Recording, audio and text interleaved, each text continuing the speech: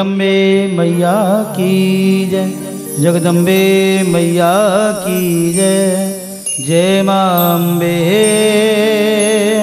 जय जगदम्बे। माई मेरी ऊंचे मंदिरा वाली माता तेरे सदाई जय। जयकारा शेरा वाली दा बोले सांचे दरबार की जय। रूपम देहि जयम देहि यशो देहि दिशो जहि। रूपम देहि जयम देहि यशो देहि दिशो जहि। रूपम देहि जयम देहि यशो देहि दिशो जहि। दिशो जहि दिशो जहि। होती है और सूर्य भगवान प्रसन्न होकर के उन्हें एक हीरा देते हैं जिनका नाम होता है शमंतक मणि, जो 1.25 भार सोना रोज दे देती है। अब देखो, सूर्य नारायण की आराधना करने से सत्राजीत को ऐसी मणि मिली जो 1.25 भार, माने आप मन के हिसाब से समझ लीजिए 1.25 मन। ऐसी मणि आपको मिल जाए, बस धूप घुमा और 100 मन सोना तैयार। ऐसा चाहिए तो आप लोग सूर्योदय के पहले उठना शुरू कीजिए, सूर्य की आराधना कीजिए। आपका शरीर इतना स्वस्थ रहेगा कि 100 मन क्या है, कितना मन सोना कमा लोगे। जो उगते हुए सूर्य को देखकर अपनी खिड़की बंद करता है ना, सूरज उसके भाग्य बंद कर देता है, याद रखिएगा। इसीलिए तो विश्व के अंदर मॉर्निंग वॉक करते हैं लोग, क्योंकि सूर्य जिसके ऊपर प्रसन्न है बस सारी जमात। तो सूर्य नारायण ने उनको मणि दी और मणि लेकर के वो अपने घर आ गया। पर संपत्ति लावे विपत्ति। अब इतनी बड़ी संपत्ति 100 मन सोना देने वाली। एक बार भगवान ने कहा सत्राजीत अच्छा दिखा भाई कैसी मणि है, हम भी तो देखें। तो उसकी विचार आया कि कृष्ण तो माखन चोर रहा हुआ है, साड़ी चोर रहा हुआ, कहीं मेरी मणि चोर न हो जाए। तो उसने ठाकुर जी से कहा आप देख के क्या करोगे।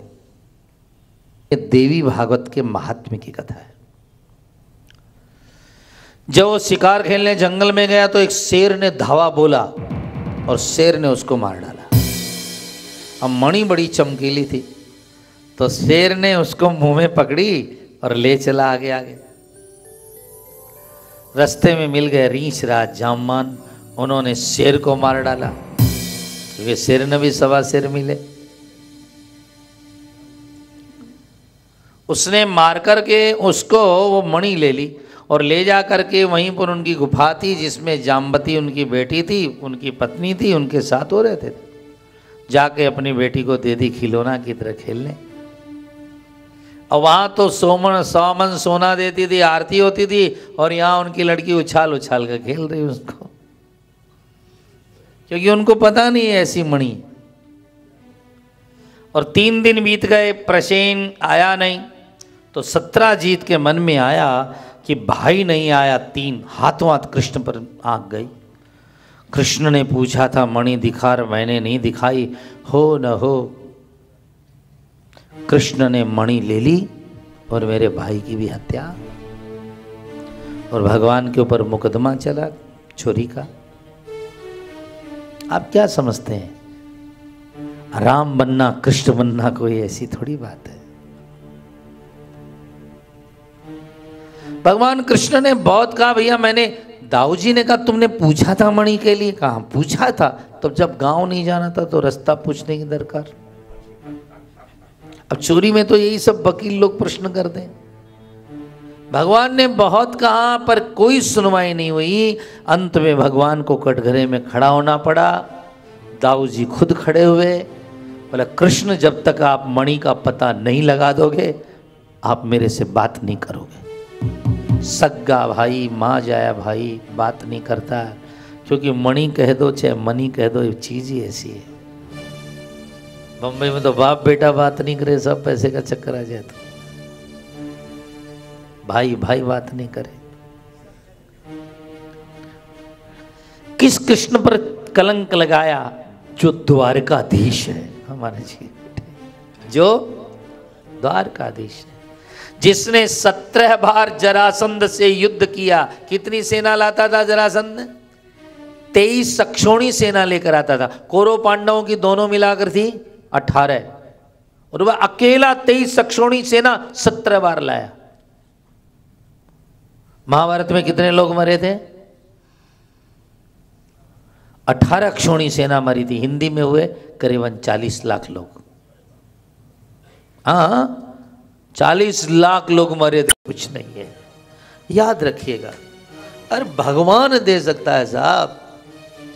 आप जान दे दो किसी के लिए, सब कुछ लुटा दो, क्या किया हमारा। पर तुम सत्य हो तो याद रखना, कभी भी डरना नहीं। अब तुम्हारे ढोल में पोल हो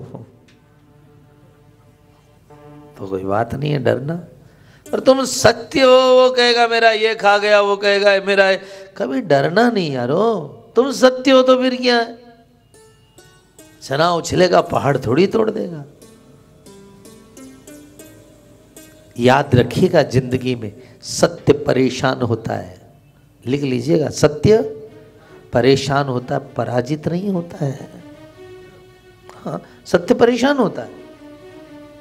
तुम तो भाई हो, तुम बाप बेटे हो, सत्य का झगड़ा चल गया तो उसके अंदर सत्य परेशान होगा, तुम्हें कोर्ट में कचहरी बहुत भागना दौड़ना पड़ सकता है, पर ये नहीं, सत्य पराजित नहीं होता है साहब।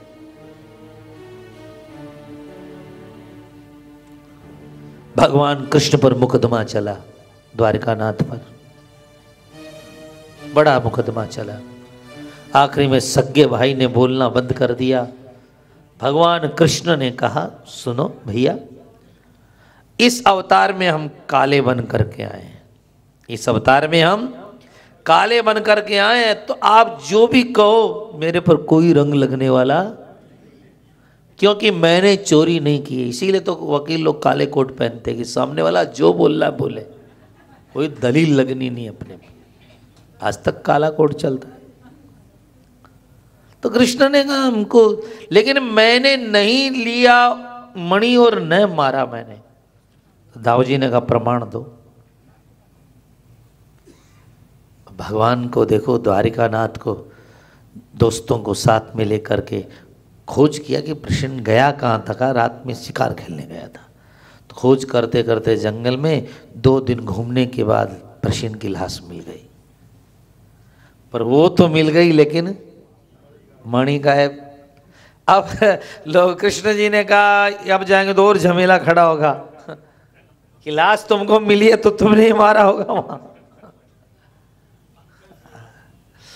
आखिरी में भगवान ने क्या किया, आगे गए तो देखा शेर भी मरा पड़ा, लेकिन वो खोज जो थे फिर किसी रींच के से गुफा में जा रहे थे।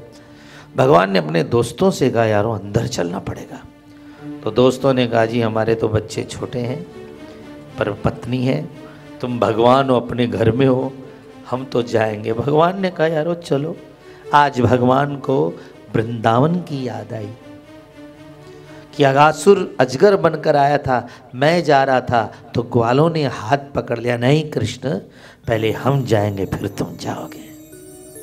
वहाँ प्रेम था साहब, क्योंकि ग्वाले जानते थे हम मर गए कोई बात नहीं है, कृष्ण है तो लाखों ग्वाले तैयार कर सकता है।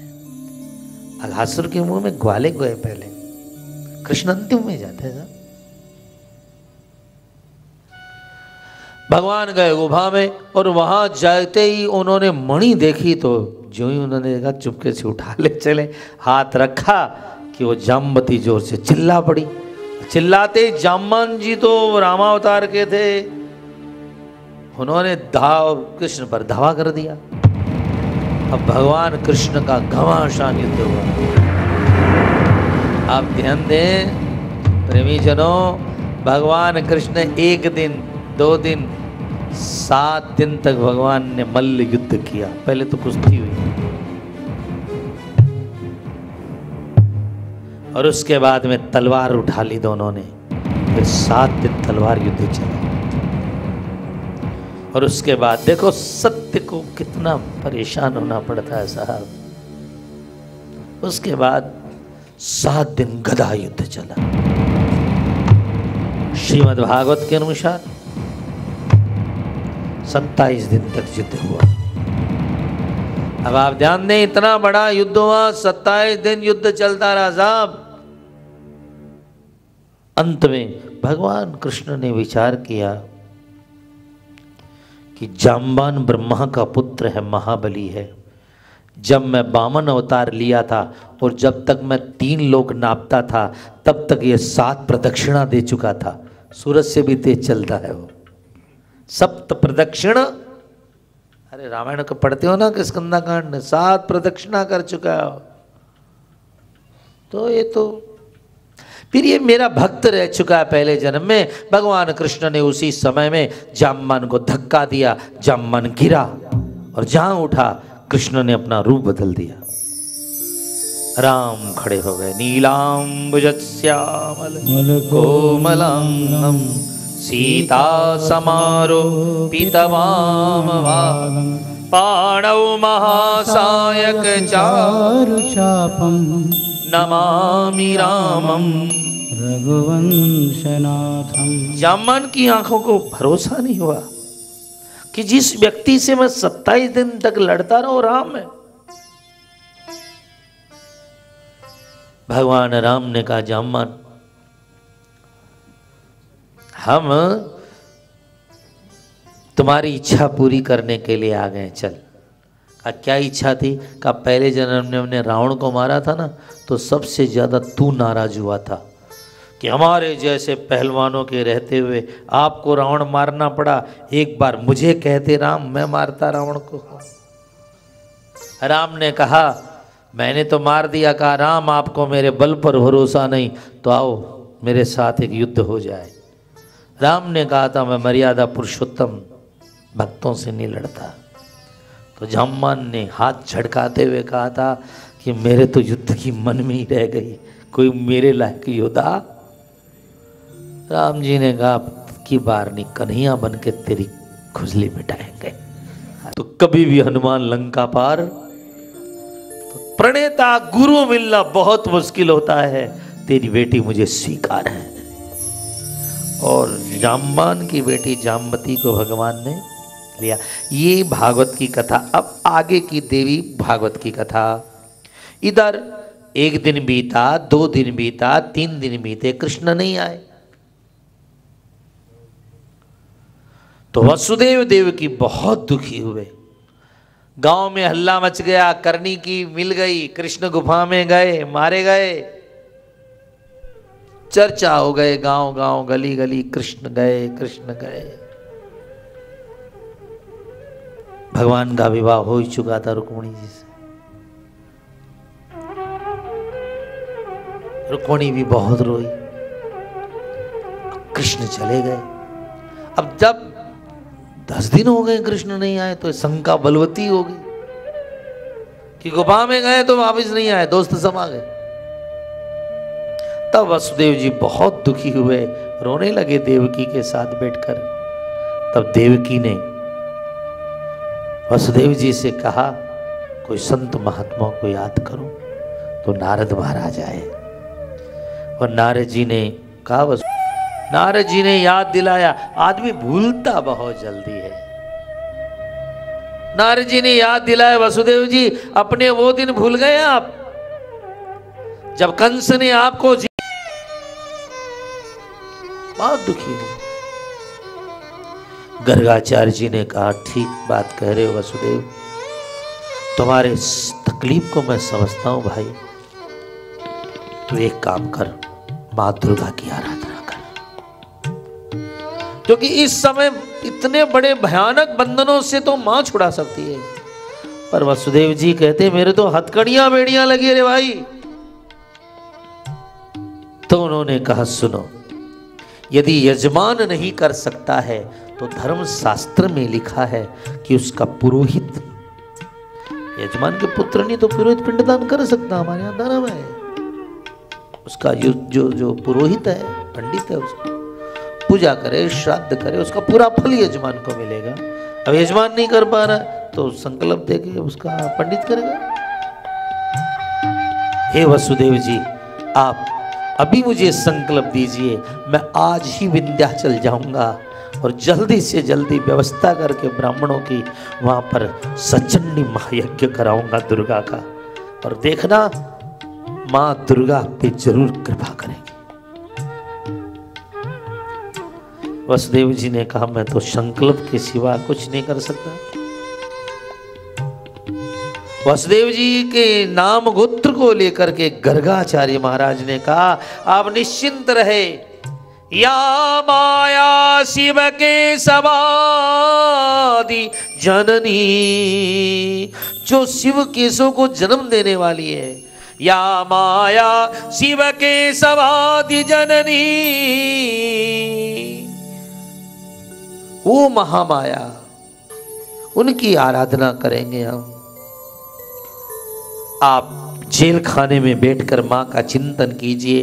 कालाभ्राभ्राम कटाक्षही रलिकुल भयदाम मौलिबंदेन्दुरेखाम शंखम चक्रम कृपाणम त्रिशिखमभिकरै रुत्वहंतिम त्रिनेत्राम सिंहस्कंदादिरूढ़ाम त्रिभुवनमखिलं तेजसा पूरयन्तीं ध्यायेत् दुर्गां जयाख्यां त्रिदश परिवृतां सेवितां सिद्धिकामैः। आप महामाया दुर्गा की आराधना कीजिए और मैं बहुत जल्दी जाके सचंडी यज्ञ कराऊंगा।